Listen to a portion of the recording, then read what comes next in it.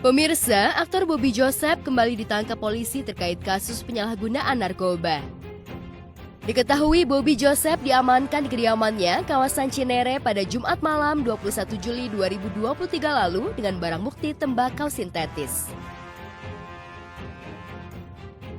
Bobby Joseph ditangkap setelah usai diduga menggunakan dan menyimpan tembakau sintetis dengan berat 0,46 gram. Saat ini, pihak kepolisian pun tengah melakukan penyelidikan mendalam terkait kasus narkoba yang menyeret Bobby Joseph.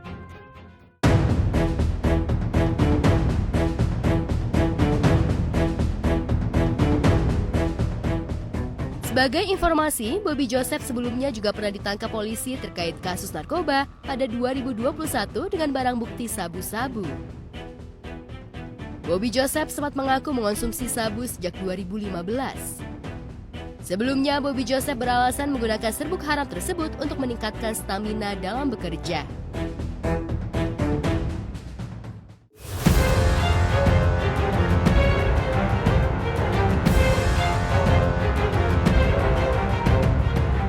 Presenter Zeda Salim belakangan menjadi sorotan publik. Setelah dirinya diduga mengalami tindakan kekerasan dalam rumah tangga dari suaminya, yang merupakan seorang penceramah ternama yakni Habib Ali Jindan, Zeda akhirnya membulatkan tekad serta bertindak tegas melaporkan suami sirinya tersebut ke polisi. Ya, hari ini kami atas nama kuasa hukum Mbak Zeda Salim mendampingi beliau datang ke Polres Metro Bekasi untuk membuat laporan terkait dengan dugaan terjadinya KDRT dalam rumah tangganya. Jadi hari ini kami dampingi beliau untuk membuat laporan di Polres Bekasi Kota. Nah, ini ada dugaan yang memang terjadi dalam rumah tangganya, sehingga beliau hari ini membuat laporan terkait dengan dugaan tersebut. Alhamdulillah laporan kita diterima sama polisi dan sesuai dengan isi laporan kita itu kena dengan Undang-Undang KDRT pasal 45 ya. Laporan ini kita layangkan dengan tujuan sehingga ada pemeriksaan lebih lanjut gitu, terkait dengan para pihak ya. Kita lebih lanjut hal dengan dugaan yang dilakukan oleh suami dari Mbak Zeda itu sendiri. Sebelumnya diketahui, Zeda juga telah meminta bantuan dan membuat aduan keterkaitan dugaan KDRT tersebut ke Komnas Perlindungan Perempuan. Sebelum memohon perlindungan ke Komnas Perempuan, Zeda mengatakan dirinya sudah melakukan berbagai macam langkah persuasif, akan tetapi tidak mendapat solusi. Begini, konsultasi kami kemarin ke Komnas Perempuan itu sebelumnya sudah ada aduan dari klien kami Mbak Zeda secara online ya begini. Jadi kehadiran kami kemarin itu di Komnas Perempuan itu menindaklanjuti laporan itu sebenarnya. Aduan. Dan di sana kami diterima, tentu diterima dalam hal ini untuk menyampaikan, untuk menguatkan gitu laporan atau ya aduan kami kemarin dengan hal-hal yang berkaitan dengan dugaan perbuatan KDRT itu. Dan mereka terima kami di sana dan secara terlalu mereka juga mendukung proses hukum yang dialami oleh klien kami Mbak Zeda Salim ini. Ya didoain aja lah, minta doanya. Kemarin sudah mendatangi Komnas Anti Kekerasan Terhadap Perempuan. Tujuannya adalah untuk berkonsultasi. Tujuannya adalah untuk meminta dukungan moral karena mental psikis saya belum sepenuhnya stabil ya. Dan alhamdulillah Komnas Perlindungan Perempuan memberikan dukungan moral, membantu mengawasi kasus ini sampai dengan diberikan keadilan yang seadil-adilnya sampai tuntas insya Allah. Karena saya di sini merasa sendirian ya, jadi dengan mendatangi Komnas Perlindungan Perempuan didampingi dengan tim lawyer yang Masya Allah ini membuat saya setidaknya ya jauh lebih kuat lah menghadapi ini.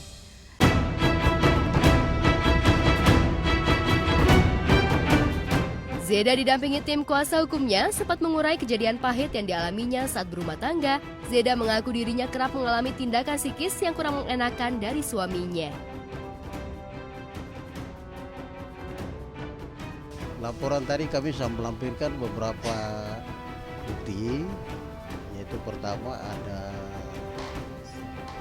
visum ya, visum psikiater, dan ada surat keterangan dari rumah sakit yang klien kami sempat dirawat di sana. Nah, itu yang kami lampirkan tadi, bawakan tadi di laporan hari ini. Iya, jadi saya nggak bisa bicara banyak ya, karena memberikan laporan ke kepolisian ini kan butuh mental yang luar biasa, harus kuat. Saya juga baru menjalani perawatan inap di Yayasan Kejiwaan dan sekarang masih perawatan jalan. Iya, memang ada kelegaan pasti ya, kita namanya perempuan yang mengalami tindakan-tindakan abusif itu pasti ya. Mana ada si perempuan yang mau ditindas harkat martabatnya begitu. Dan saya rasa bukan hanya sekedar kelegaan mendapatkan keadilan sampai di sini saja begitu, tapi untuk kedepannya ini bagaimana, karena saya kan harus menjalani perawatan jalan ini kan bisa bertahun-tahun, berpuluh-puluh tahun atau seumur hidup kan, saya nggak tahu gitu, tergantung dari kondisi psikis dan mental saya gitu. Zeda mengatakan akhirnya berani bicara lantaran tak mau ada perempuan lain mengalami hal yang sama dengannya. Disebutkan buntut tindak dugaan KDRT itu membuat Zeda mengalami gangguan psikis yang pernah dirawat di Yayasan Kejiwaan. Namun bagaimana kondisi Zeda saat ini? Benarkah dirinya hingga hari ini masih dalam pantauan psikolog dan psikiater? Ya, sampai sekarang masih rawat jalan dalam pantauan psikiater dan juga psikolog karena masih dalam proses pemulihan kan. Beberapa tahun lalu kan saya diam, tidak bersuara karena saya masih menjalani perawatan mental ya. Belum berani bicara, belum punya keberanian gitu. Masih takut, ketemu banyak orang masih takut. Ya, insya Allah ini sudah Allah beri kekuatan untuk bersuara, berbicara. Semoga membawa kebaikan untuk saya pribadi dan juga untuk kaum perempuan di luar sana. Tindakan selanjutnya tadi sudah melakukan pelaporan secara resmi. Didoakan saja semoga saya kuat menjalani proses hukumnya karena berhadapan dengan hukum ini tidak mudah. Tapi saya akan berjuang untuk mencari keadilan. Tujuannya adalah pertama pastinya agar saya mendapatkan keadilan, efek jerak untuk pelakunya, dan juga yang terakhir jangan sampai ada korban-korban perempuan lagi di luar sana. Cukup berhenti di saya.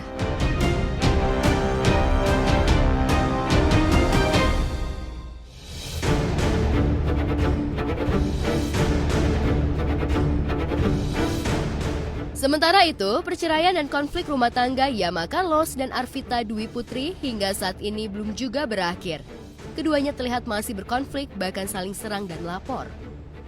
Pasca Yama meminta bantuan Komnas Anak untuk menjembatani karena sulit bertemu dengan anaknya, kini giliran Arvita yang memenuhi panggilan Komnas Anak untuk dimintai keterangan. Namun wanita yang diketahui sempat berprofesi sebagai pramugari tersebut tidak datang memenuhi panggilan Komnas Anak. Lantas apa tanggapan pihak Yama yang justru hadir di kantor Komnas Anak? Hari ini tanggal 24 Juli seharusnya Komnas Anak sudah menjadwalkan memanggil pihak ADP untuk memberikan klarifikasi terkait pelaporan yang dilaporkan kepada klien kami pada tanggal 3 Juli 2023. Tapi kenyataannya kita tunggu dan Komnas Anak juga sudah menunggu dari jam 11 sampai jam 1 siang yang dijadwalkan. Dan sekarang sudah pukul 1.40 sudah melewati batas waktu. Oleh karena itu, fix bahwa hari ini agenda terkait pelaporan yang kita laporkan di Komnas Anak, pihak ADP tidak hadir Komnas Anak ini. Dan tadi juga kita sudah klarifikasi juga di Komnas Anak bahwa akan ada pemanggilan yang kedua untuk terkait waktunya belum tahu kapan. Nanti akan diberitahukan kepada kita dan juga kepada pihak sana juga. Ya, memang melalui Komisi Nasional Perlindungan Anak, Yama berharap banyak bisa bertemu dengan Marco yang kini berada di tangan Arvita. Apalagi diketahui kurang lebih sudah 5 bulan, Yama tak bisa bertemu langsung dengan sang buah hatinya.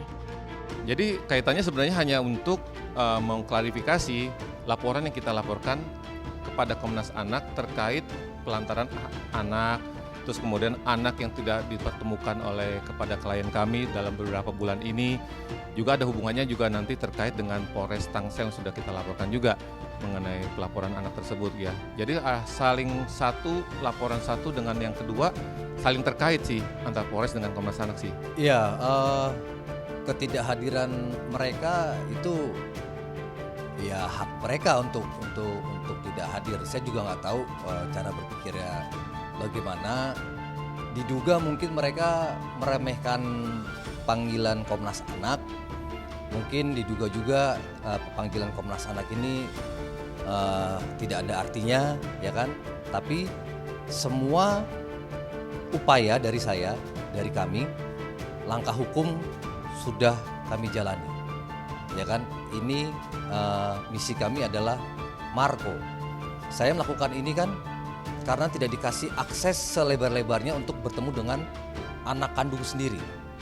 Mereka dan perempuan itu kan selalu menggunakan syarat, padahal negara belum memutuskan apa-apa, pengadilan belum memutuskan apa-apa.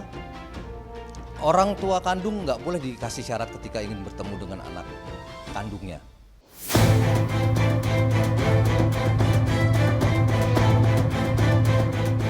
Melalui pertemuan yang dikondisikan dengan pihak Komnas Anak, Yama berharap bisa memuluskan jalannya untuk bisa bertemu dengan anak semata wayangnya. Namun rupanya, Yama kembali harus bersabar lantaran Arvita tak hadir, tak diketahui alasan mengapa Arvita tidak hadir. Mungkinkah Arvita takut apabila Marco dipertemukan dengan ayah kandungnya akan diintimidasi? Apa tanggapan Yama terkait hal tersebut?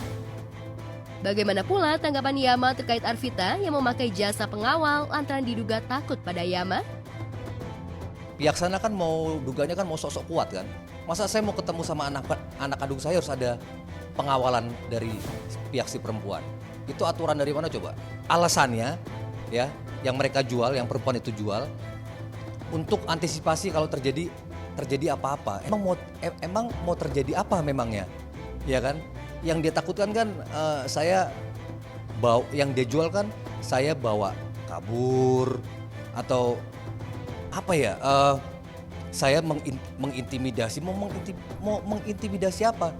Sekarang kalau otaknya mau dipakai, ya ini proses hukum perdata dan pidana. Perdata saya jalanin dari si perempuan dan mereka, pidananya juga sudah ada di Polres Tangerang ya. Ini yang dibilang tadi pendampingnya si perempuan, pengawal Arvita, jelas pengawal Arvita. Saya mau bertanya, apakah dia punya sprint resmi dari negara, dari institusi untuk mengawal Arvita Dwi Putri? Jika ada, tolong tunjukkan dari negara, institusi resmi. Saya bertanya tuh di DM Instagram, mana Marco? Saya mau ketemu tanpa syarat. Dia balas tuh, dia balas dengan kata-kata yang tertata. Mungkin dugaannya udah ada yang ngajarin tuh ya, kata-kata yang tertata itu. Tapi tetap harus ada pihak ketiga. Pemikiran dari mana tuh? Ya kan? Sedangkan sekali lagi Opung sendiri bilang, Opung Merdeka Sirait sendiri bilang, kalau ayah kandung mau ketemu anak kandung sebebas-bebasnya. Haknya sama. Dan saya berkewajiban untuk membelai anak saya. Ini 5 bulan loh, nggak ketemu. Sementara itu hingga saat ini proses sidang cerai Yama dan Arvita masih bergulir. Terkait materi sidang sebelumnya diketahui Arvita membantah soal tudingan perselingkuhan. Tak hanya itu, dalam persidangan Arvita juga sempat mengaku dirinya saat ini berprofesi sebagai artis TikTok. Nah, ini loh. Maaf ya, bukannya merendahkan ya, saksinya Bang Liantoro juga. Itu di pembuktian disertakan loh. Artis public figure TikTok. Saya nggak tahu maksudnya apa. Cuman begini ya, kita berbicara aplikasi dulu deh, yang namanya TikTok deh. Kalau menurut saya ya, pribadi ya, sudah bisa dibilang artis atau public figure TikTok minimal udah centang biru, pengikutnya udah lebih dari jutaan, atau bulan Sutena lah, yang jadi lawan main saya di film saya sebentar lagi yang mau tayang. Layak dibilang artis atau public figure TikTok. Followersnya banyak, karya-karyanya di TikTok juga udah diakuin lah. Artis itu kan seniman ya. Saya kalau ditanya orang, saya selalu bilang dengan bangga, saya selalu bilang saya adalah aktor yang bisa dipertanggungjawabkan karyanya. Bukan mau merendahkan suatu aplikasinya, tapi ayo dong kalau mau menyertakan di bukti itu, ya saran saya dipikirkan masak-masak lah. Kalau dari awal udah ada tindakan kebusukan, dugaan tindakan kejahatan, ya ke depannya akan ditutupi dengan hal-hal yang sama. Itu mungkin yang mereka dugaannya sedang mereka peragakan, tapi seolah-olah si perempuan di pihak yang paling terzolimi. Ketika dia ingin membuktikan suatu kebenaran, ya kau sebagai narasumbernya, sebagai penggugatnya ya, atau istilahnya prinsipal, ya hadir untuk menguatkan semua bukti-buktimu. Tapi di sini saya, meskipun saya tergugat, saya yang sedang membongkar dugaan kebusukan dan kejahatan yang sedang mereka perbuat. Maka dari itu, ketika sebenarnya sebelum sidang pembuktian pun saya hampir selalu hadir. Apalagi setelah masuk agenda sidang pembuktian. Nah, bukti yang kami tampilkan itu semuanya asli ke copy. Asli di print, terus beserta saya sebagai narasumbernya, pembandingnya.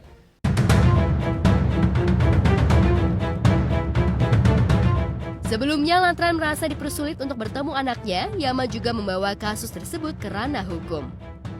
Yama memutuskan melaporkan istrinya tersebut ke Polres Tangerang Selatan.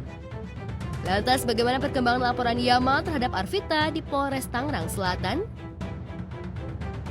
Itu sudah ada update, terakhir adalah pemanggilan yang ketiga kalinya oleh pihak terlapor dan hadir satu kali untuk dimintai klarifikasi atau penjelasan atau interview dari pihak Polres Tangerang Selatan.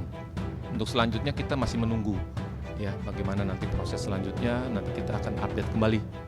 Kami tidak berharap siapa yang menang atau siapa yang kalah, tapi kami berharap keadilan bisa kami dapatkan berdasarkan bukti dan fakta yang kami pegang, yang kami perjuangkan di Pengadilan Negeri Tangerang.